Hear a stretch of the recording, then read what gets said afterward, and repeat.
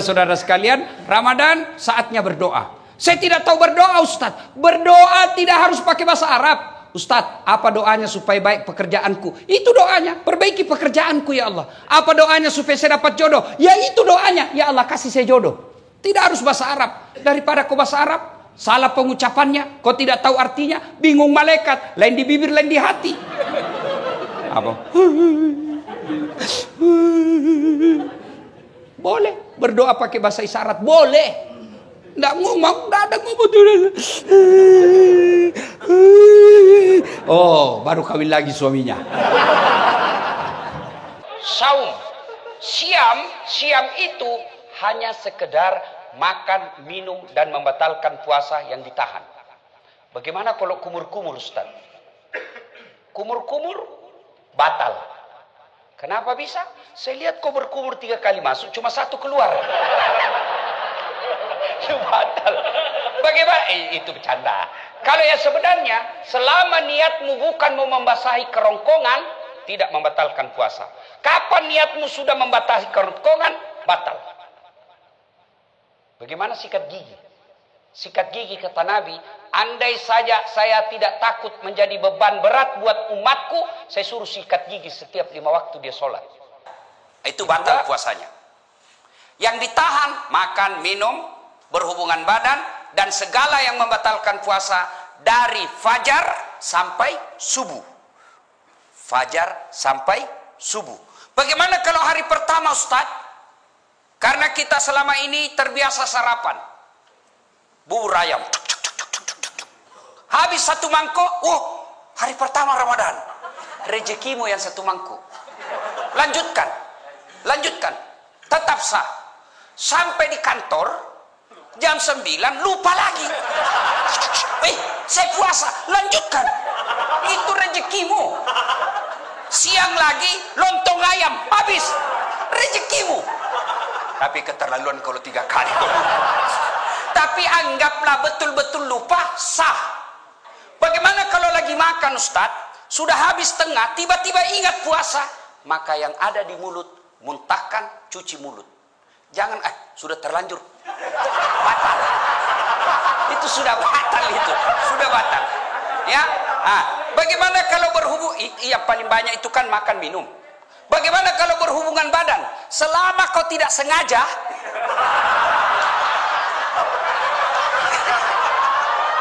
tidak batal. Tapi sengaja aja susah.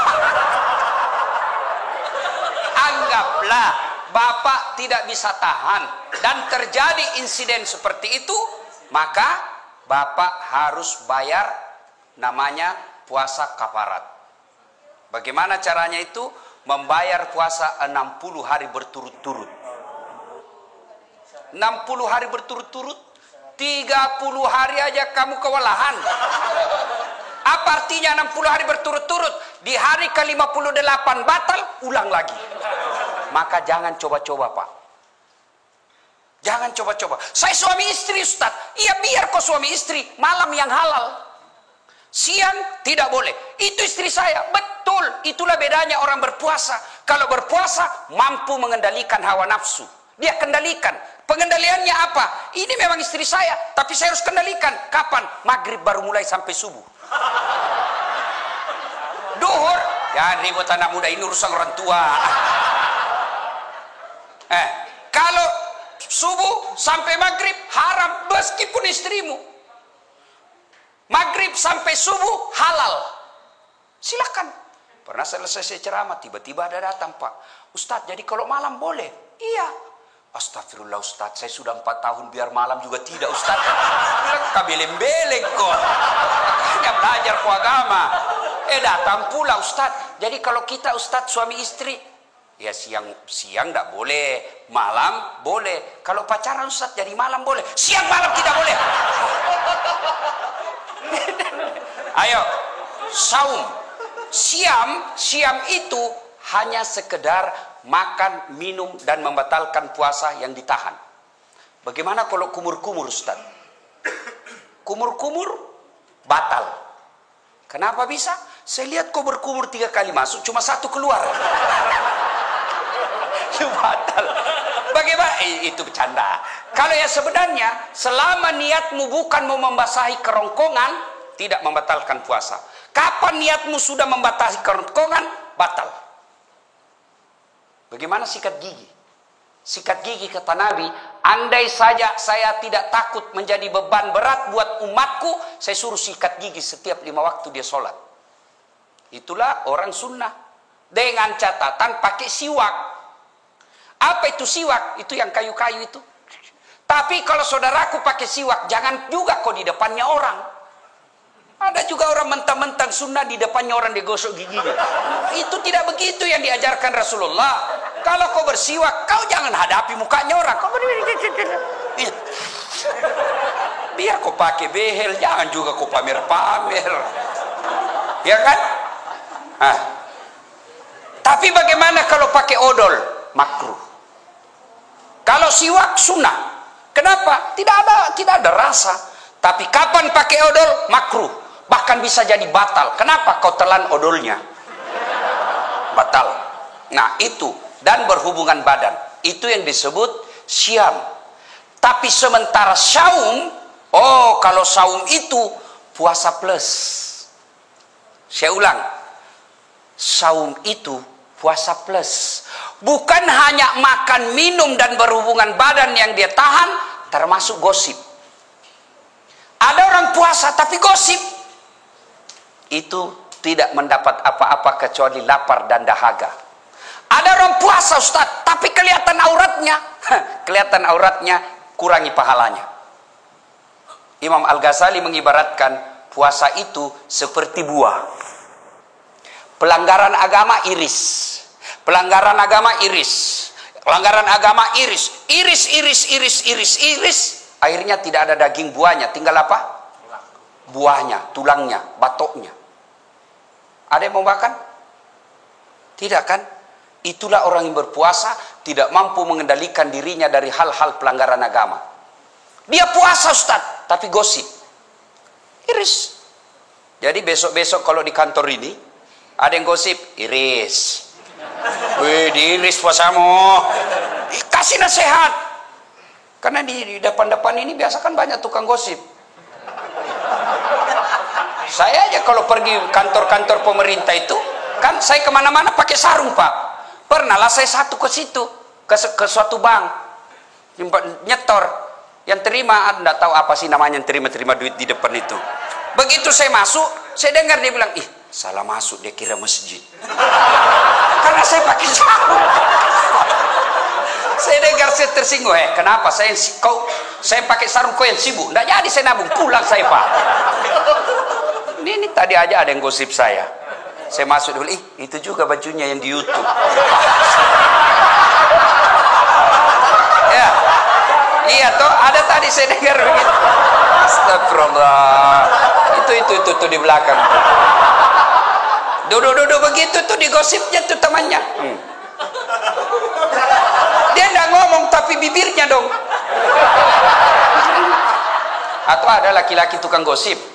Ada, paling kalau kita ketemukan, rewel itu anakku yang bungsu. Waduh, itu motorku, dikit-dikit macet lagi. Oh, naik lagi bensin. Paling itu yang kita cerita. Nggak adalah laki-laki cerita berapa harga lipstiknya istrimu. Kelainan jenis kelamin itu. Ya, maka saudara-saudara sekalian, orang yang siam menahan saja dirinya dari yang membatalkan puasa. Tapi kalau orang yang saum, bukan cuma yang membatalkan puasa, yang bisa mengurangi nilai-nilai puasanya pun dia hilangkan. Dia bisa tahan. Gosip, nipu, bohong, bicara tidak ada guna, melihat sesuatu. Itu yang disebut saum. Puasa plus. Maka Ramadan tingkatkan itu. Adik-adik sekalian, orang yang berhasil di bulan suci Ramadannya karena disebut siam dan saum, maka insya Allah jangankan yang haram, yang subhat saja dia bisa tahan. Mana bukti? Kalau orang puasa, air putih. Air putih halal atau haram? Halal atau haram? Siang hari Bapak mau minum? Tidak. Kenapa Bapak tidak minum? Karena Bapak mengendalikan diri, ini bukan waktunya. Maka Bapak Meskipun gajinya Bapak 4 juta, 5 juta, ada godaan membawa 4 juta, tahan. Ini bukan bagian saya. Kalau Bapak lakukan itu, aman Pak. Jangan coba-coba main mafia tanah Pak. Bapak itu baca itu pelajaran Quran. 1 jengkal ambil tanahnya orang, 7 petaka langit nanti kau pikul ketika hidup di akhirat. Jangan. Sampai orang tua saya pernah begitu takutnya kami tentang soal tanah. Diserobot kita punya tanah. Apa kata bapak saya? Jangan nak. Kau tidak juga miskin dengan diambilnya itu. Kau tidak juga kaya kalau kau pertahankan. Sudahlah, lebih baik kau yang diserobot daripada kau yang ambil haknya orang. Kenapa? Hukum soal tanah, masalah di akhirat, jangan anggap remeh. Bersekongkol, mafia, sindikat, pura-pura kasih susah, cipta kondisi bahasanya. Dia yang makan, kurang ajar dah ini orang. Jangan ketawa, saya serius ini. Maka orang yang berhasil puasa Ramadan, insya Allah dia tidak akan ngambil yang bukan haknya. Yang nyata-nyata halal saja dia mampu tahan, apalagi yang nyata haramnya. Coba lihat kalau kita puasa Pak, nasi putih halal, tapi kita tidak ambil ketika siang hari. Kenapa? Ini bukan saatnya. Dan kalau Bapak membantu orang lillahi ta'ala, percaya Pak, tidak mungkin orang tidak kasih hadiah. Kita ini punya perasaan. Masyarakat yang Bapak datang di sini, mereka juga tahu berterima kasih. Dimudahkan, dilayani dengan baik, tutur kata yang bagus, senyum. Bapak dapat pahala dunia, pahala akhirat. Apa pahala dunia? Kepala kantor menilai, oh ini banyak laporan dari masyarakat, bagus pelayanannya, senyumnya baik, tutur katanya baik, pelayanan cepat, kasih prestasi. Apa? Penghargaan. Dunia. Akhirat, selama 30 tahun ngurus tanah, 30 tahun itu jadi amal jariah di akhirat kelak. Tapi kalau belum diurus, Bapak sudah minta panjar. Oke, kau dapat panjar 15 juta, 20 juta. Tapi habis 20 juta tidak ada kau dapat di akhirat kelak. Takkan amal yang 20 juta, meskipun Bapak sudah jadi pensiun, masih dikenang jadi orang baik. Bukan Bapak yang dapat, tapi besok yang Bapak bantu. Meninggal sudah Bapak, tapi ada anaknya. Saya ingat bapaknya ini. Baik dulu ini bapaknya ini. Bagus sekali bapaknya. Bantu anaknya itu. Kenapa? Karena jasa kebaikan yang kita tanam. Maka orang yang berhasil puasanya tidak menghalalkan segala cara, mengambil yang bukan haknya. Karena orang berpuasa, yang nyata haknya saja mampu dia kendalikan, apalagi yang nyata bukan haknya, pasti dia mampu kendalikan diri. Puasa. Yang kedua, Ramadan disebut dengan bulan penuh ampunan atau bulan maghfirah. Seolah-olah Allah ingin berkata kepada kita, Das'at, 11 bulan kau lupakan saya, 11 bulan kau maksiat, 11 bulan kau tinggalkan saya. Wala tai'asu min rauhillah, jangan kau putus asa. Ampunanku jauh lebih besar. Kau datang membawa dosa penuh langit dan bumi, kata Allah, ampunanku jauh lebih besar. Kau datang bertobat dengan berlari, berjalan aku menyambutmu dengan berlari. Subhanallah. Allah sangat mencintai orang yang bertobat. Wala tai'asu min rauhillah. Ada yang selama ini tidak pakai jilbab, ada yang selama ini banyak berzina dengan pacarnya, ada yang selama ini banyak nipu, ada yang selama ini banyak menghalalkan segala cara. Kata Allah, kau jangan putus asa. Saya hadirkan kau 1 bulan untuk mencuci dan membersihkan dosa-dosamu. Ibaratnya Bapak bawa pakaian laundry kotor, Allah sediakan pencucinya. Apa itu? Bulan suci Ramadan. Maka merugi orang yang masuk Ramadan tidak memperbanyak bertobat. Bagaimana cara bertobatnya? 1, dengan pelihara puasa dengan sebaik-baiknya. Dengan puasa dengan sebaik-baiknya, otomatis mengampuni dosa. Rasulullah bersabda, man shoma ramadana imanan wa ihtisaban ghufira lahu ma taqaddama min zambihi. Barang siapa yang berpuasa di bulan suci Ramadan dengan niat iman dan ikhlas semata-mata karena Allah, diampuni dosanya yang telah lalu dan yang akan datang. Dengan puasa berarti Allah mengampuni dosa dan kesalahan kita. Yang kedua, bulan Ramadan ini cara bertobatnya, yang kedua adalah perbanyak istighfar. Astaghfirullahaladzim adzim wa atubu ilaihi. La ilaha illa anta subhanaka inni kuntu minadz zalimin. Istighfar paling baik menjelang buka puasa. Makanya dulu sebelum ada TV-TV swasta, TVRI kan kita lihat menjelang buka puasa kan istighfar. 5 menit sebelum buka puasa sudah istighfar itu televisi. Nashhadu Allah ilaha illallah wa nastaghfirullah nas'aluka ridaka wal jannah wa na'udzubika min sakhatika wan nar. Sekarang hilang semua itu, Pak. Yang ada begitu mau buka puasa, saya ketua partai ini tidak ada urusan sama kamu. Saya ini direktur ini apa semua itu. Akhirnya orang yang tadinya secara nasional istighfar melalui media massa hilang semua itu. Maka saudaraku, menjelang buka puasa banyak-banyak istighfar. Duduk istighfar menghadap ke kiblat, bagus lagi kalau dalam masjid. Nashhadu Allah ilaha illallah wa nastaghfirullah nas'aluka ridaka wal jannah wa na'udzubika min sakhatika wan nar. Ulang-ulang itu. Tapi sebaiknya jangan depan makanan. Karena kalau bapak depan makanan, mulut istighfar, hati yang mana dulu saya makan ini. Aduh Allah ilah pisang hijau wanau es batu asu. Akhirnya tidak konsentrasi. Istighfar. Cara pertama menghapus dosa, sempurnakan puasa. Cara kedua perbanyak istighfar. La ilaha illa anta subhanaka inni kuntu minadz zalimin. Atau bapak bangun sholat tengah malam, istighfar kepada Allah, ya. Astaghfirullah rabbal baroya, astaghfirullah minal hatoya.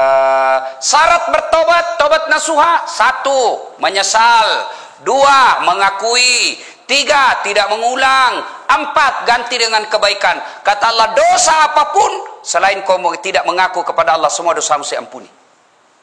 Dengan catatan dosa yang sifatnya kepada Allah. Sementara dosa jenis kedua yang sifatnya kepada pegawai kantor, teman kantor, tetangga, istri, itu belum diampuni sebelum meminta maaf sama yang bersangkutan.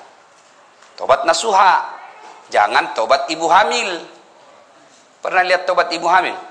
Teriak-teriakan, ampun Pak, terakhir saya hamil, tidak mau lagi saya menderita. 5 bulan kemudian hamil lagi. Sudah ampun hamil.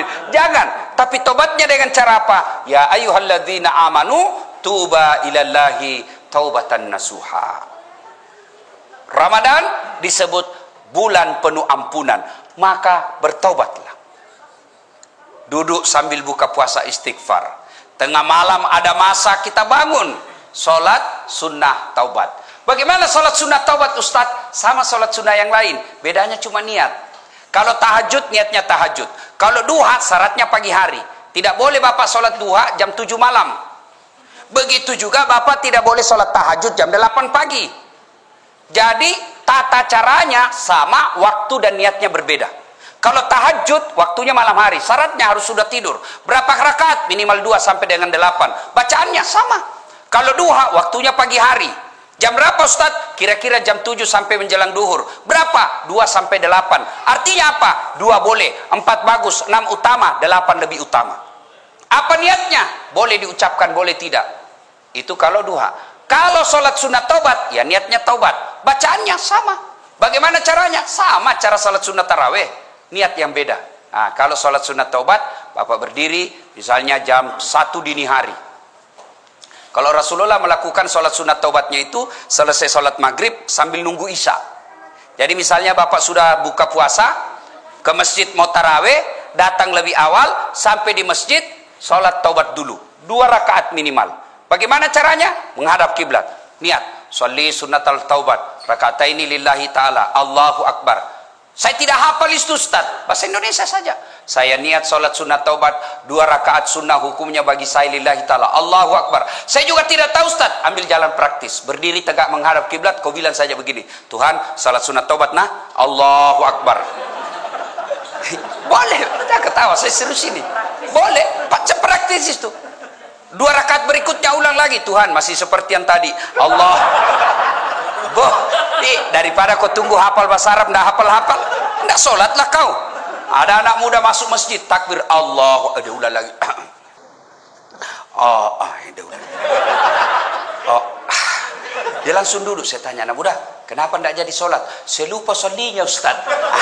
Sudah, kalau mau bahasanya sholli sunnatal taubat. Rakataini lillahi ta'ala, Allahu Akbar. Tidak hafal bahasa Indonesia. Saya niat sholat sunat taubat 2 rakaat, sunnah hukumnya bagi saya lillahi ta'ala, Allahu Akbar. Takbirnya macam-macam. Ada yang takbir begini, Allahu Akbar, ada dalilnya dan ada pendapat ulama. Ada juga yang begini, Allahu Akbar, ada dalilnya dan didukung pendapat ulama. Terserah, Bapak mau begini silahkan, mau begini silahkan. Yang penting jangan merasa benar sendiri. Mentang-mentang Bapak begini menyalahkan yang begini, mentang-mentang yang begini dia salahkan begini.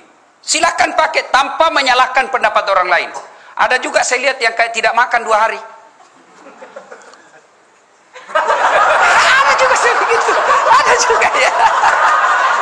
Ada toh? Ada Bapak lihat kan? Ada juga.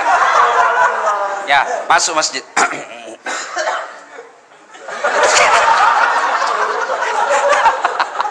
Ya silakan, selama ada pendapatnya silakan ya. Ya, meletakkan tangannya macam-macam pendapat ulama. 1, Allahu Akbar antara pusat dengan dada. Di bawah Allahu Akbar di bawah pusat, bukan di bawah sekali ya. Yang ketiga, Allahu Akbar di atas dada. Yang keempat, Allahu Akbar lurus. Semua silakan, jangan pernah menyalahkan pendapat orang lain. Bapak mau begini silakan, tapi kalau Bapak begini hanya karena mau mengatakan dalam hati saya beda sendiri. Ada itu begitu, bukan karena kedalaman ilmu dan kajiannya, tapi karena dia saya dong lain sendiri. Silakan, jangan kau celah pendapat orang. Ada juga yang begini, santai aja. Silakan, jangan kepala pendapat orang. Semua boleh. Yang mana tidak boleh? Kalau kau gunakan semuanya. Allahu Akbar.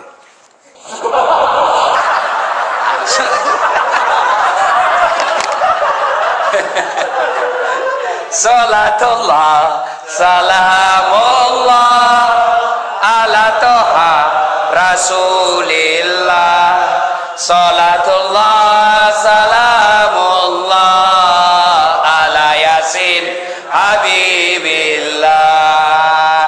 Maka Bapak Ibu, kalau mau bertobat di bulan suci Ramadan, sempurnakan puasanya, perbanyak istighfar, sholat taubat.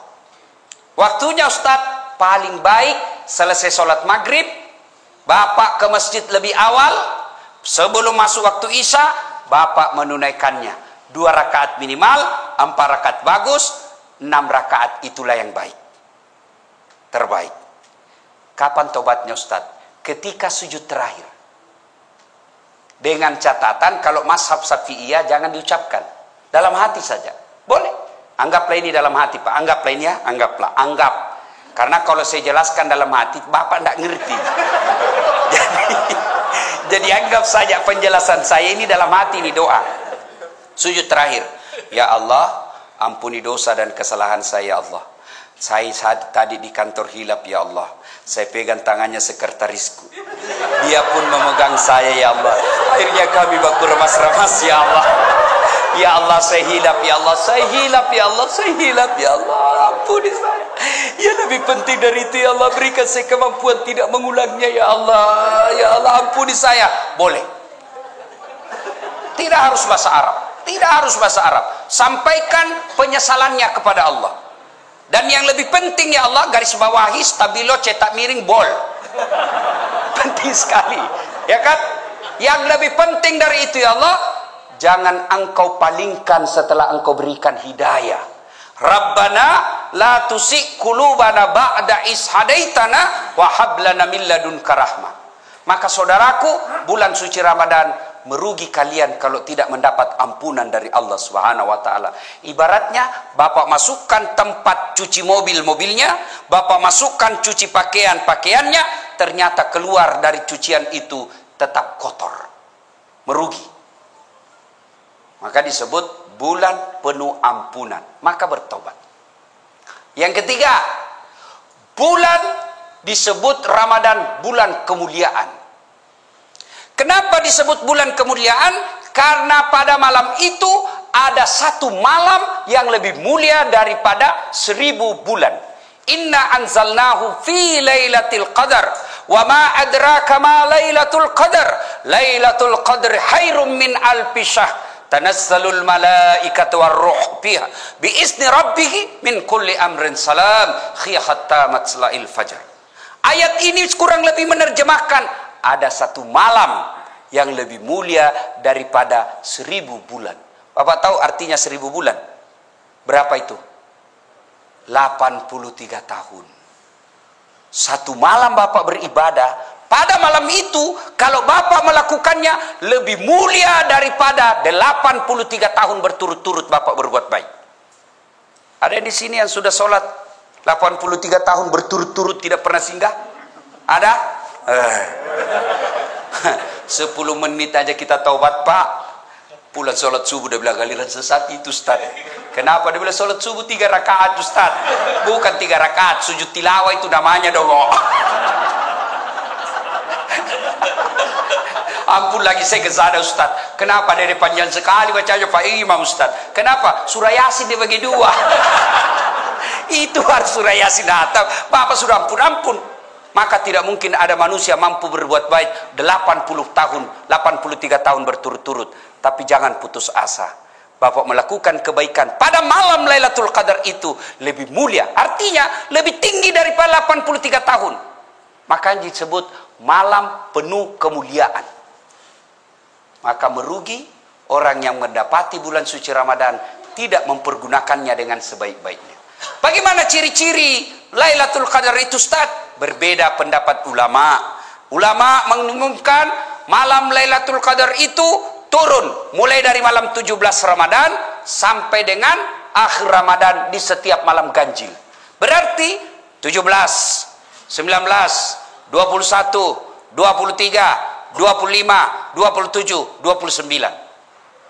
Diringkas lagi oleh majelis ulama, mayoritas ulama, 10 malam terakhir malam ganjil. Berarti 21, 23, 25, 27, 29. Mereka ringkas lagi jumhur ulama. Artinya mayoritas ulama berpendapat Lailatul Qadar itu ditengarai jatuhnya di 27 Ramadan. Makanya kalau orang umroh itu, Pak, malam 27 Ramadan itu bisa ratusan juta. Kenapa? Karena di situ malam spesial. Ibaratnya toko Grand, apa tuh? Grand Sale, apa? Ya itulah dia. Iya, karena mau juga gaya-gaya, akhirnya salah-salah, Pak. Iya kan? Dapat diskon besar. Saya mau baju ini, pada saat saya datang, harganya 100.000. Maka saya cari kapan waktunya dia diskon. Begitu besok saya datang, yang tadinya 100.000, tinggal 10.000. Tentu bodoh saya ketika saya tidak beli pada waktu itu. Kenapa? Harganya diskon besar, kualitasnya sama, masa saya tidak beli? Maka bulan Ramadan, keliru orang yang tidak mendapatkannya, berlomba-lomba, berpastabikul khairat, menyambut malam Lailatul Qadar itu. Apa yang dilakukan, Ustaz? Segala kebaikan. Bapak yang punya duit, tunggu Lailatul Qadar dengan malam itu bersedekah.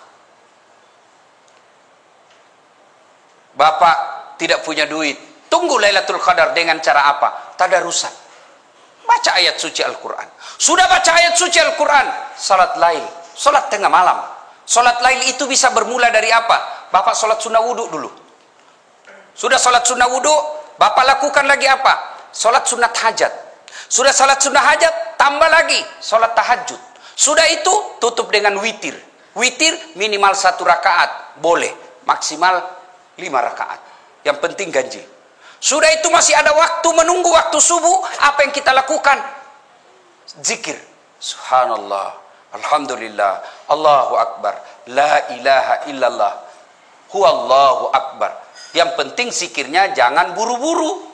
Banyak orang zikir tidak jelas zikirnya, seolah makan pisang goreng panas. Apa artinya itu, Mas? Dia bilang, Dullah, apa kau panggil saya? Siapa panggil? Itu saya dengar tadi, Dullah. Ayo, ibu bapak, saudara-saudara sekalian. Maka masuk Ramadan, nantikan Lailatul Qadar. Berikutnya, Ramadan, malam dikabulkannya doa-doa umat manusia. Bahkan Allah malu tidak mengabulkan doanya orang-orang yang berdoa pada malam itu. Berdoalah. Bapak mau naik pangkat, tidak usah cari muka sama kepala kantor. Tidak usah. Biar kepala kantor senang, kalau istri beliau tidak senang, tidak jalan kamu. Serius. Ayo, ngapain cari muka sama kanwil? Ngapain cari muka sama menteri? Mereka ada masa jabatannya. Kalau Allah yang melindungi kalian, satu dunia mau menjatuhkan tidak akan mampu. Satu dunia mau memuliakan kalian, Allah yang jatuhkan, jatuh kamu. Maka daripada cari muka sama manusia, mending Anda minta kepada Allah Subhanahu wa taala, berdoa. Doa tidak harus pakai bahasa Arab. Bapak Ibu yang saya muliakan, saya bukan mau takabur. Ini hanya saya mau tunjukkan bagaimana hebatnya kekuatan doa. Lihat itu gelarnya Ustadz Dasat, yang selalu salah-salah disebut tadi MC. Coba lihat gelar saya. Doktor 2, Pak. Kalau dokter disiplin ilmu yang bersamaan, tidak istimewa, Pak. Disiplin ilmu yang berbeda. Oke, disiplin ilmu yang berbeda, tapi kalau negara yang sama, tidak istimewa, Pak. Ini disiplin ilmu yang berbeda, negara yang berbeda, waktu yang sama. Orang bilang tidak masuk akal. Sampai saya difitnah waktu itu, tidak kuliah itu, bohong-bohong aja itu. Saya tidak balas, Pak. Saya cuma share saya punya ijazah. Nih loh ijazah saya. Itu doktor dalam negeri. Kalau Bapak lihat gelar PhD, itu insya Allah dari luar negeri itu. Philosophy of Doctor. Tidak masuk akal. Tapi tidak ada yang tidak masuk akal. S1 saya juga 2. Bersamaan waktunya. Bisa selesai. Orang biasa tidak masuk akal. Tidak ada yang tidak masuk akal kalau Allah menolongmu. Maka kecil, yang pegawai honor, mau jadi pegawai tetap ASN, kecil buat Allah. Ada aja caranya buat Allah kasih jadi kalian. Ada pegawai honor di sini? Pegawai honor saya tahu, PTT. Pegawai tidak tetap. 5 tahun kemudian TTP, tetap tidak pegawai. Lagunya itu kan, lagunya PTT, pegawai tidak tetap. Berakit-rakit dahulu, berenang-renang ke tepian, sakit-sakit dahulu, susah-susah dahulu, lalu kemudian tetap susah.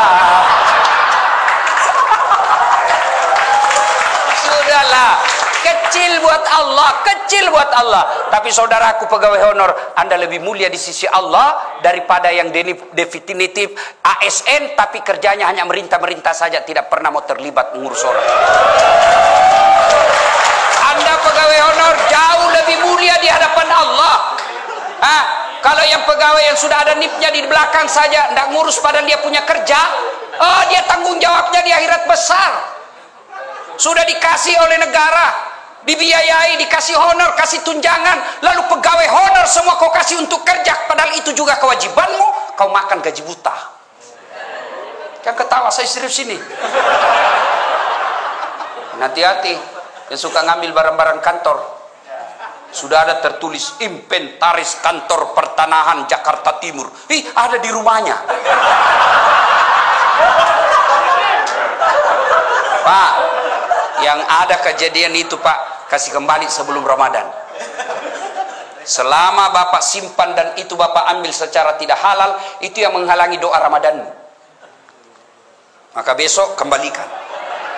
Datangi Bapak kepala pertanahan, Pak, ada dulu laptop hilang Pak, maafkan saya Pak, saya hilang Pak, kembalikan. Kursi-kursi kembalikan, printer, monitor, kertas, kasih kembali semua. Tidak dipakai lagi, bukan hakmu. Tinggal aja berkarat, bukan hakmu, itu uang negara, bukan kau punya hak. Jangan kau dimasukin setan. Daripada cuma tinggal di kantor tidak dipakai, bukan hakmu. Jangan tergoda. Dan orang yang tidak kembalikan barangnya orang sebelum dia mati Pak, itu di padang mahsyar disuruh pikul. Suruh pikul Pak. Jadi kalau Bapak pernah ngambil uang kantor 200 juta, disuruh pikul kau itu 200 juta. Dia bilang, ringan aja itu Ustaz kalau dolar Singapura. 2 lembar aja itu Ustaz. Iya kalau dolar Singapura, kalau uang koin 10 rupiah, apa? Kok pikul itu 20 karung. Lewat security, weh, saya dipecat gara-gara ini, ternyata Bapak yang ambil. Hati-hati, kembaliin. Saya serius, kembalikan kalau ada yang ambil barang kantor kemarin. Nulis skripsi anaknya, ngambil kertas di kantor, haram. Ngambil tinta, haram. Nggak usah kok aku lihat-lihat.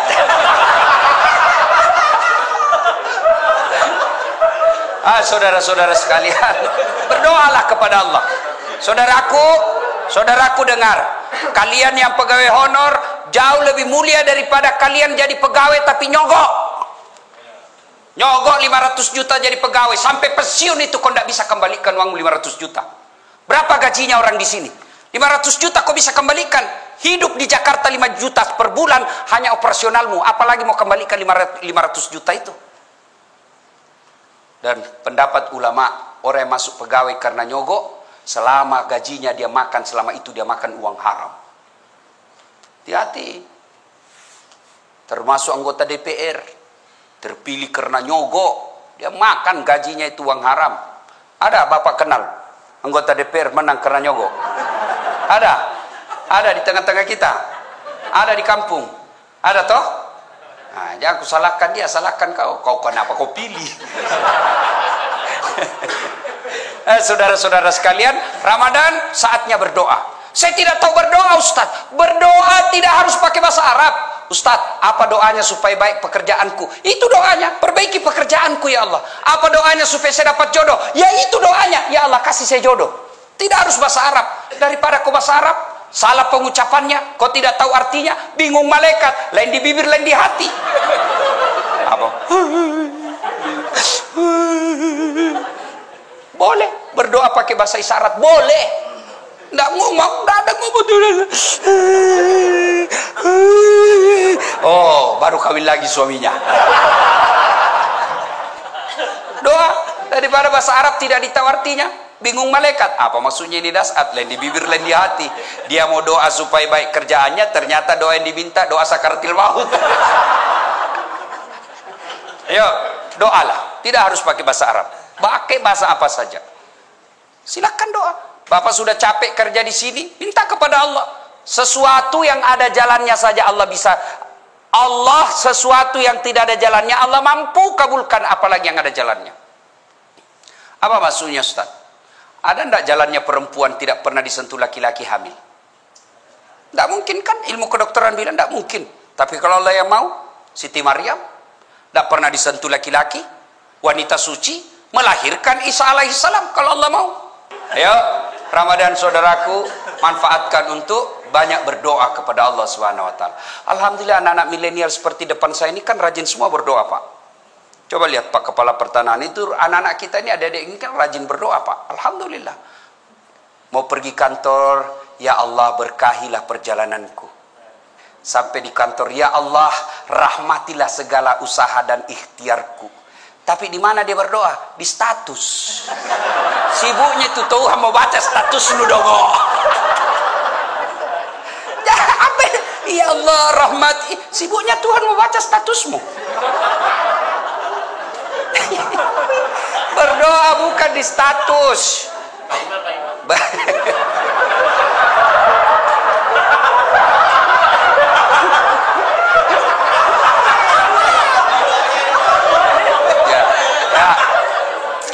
Nah, saudara Bapak Ibu saudara sekalian, yang kelima, bulan Ramadan.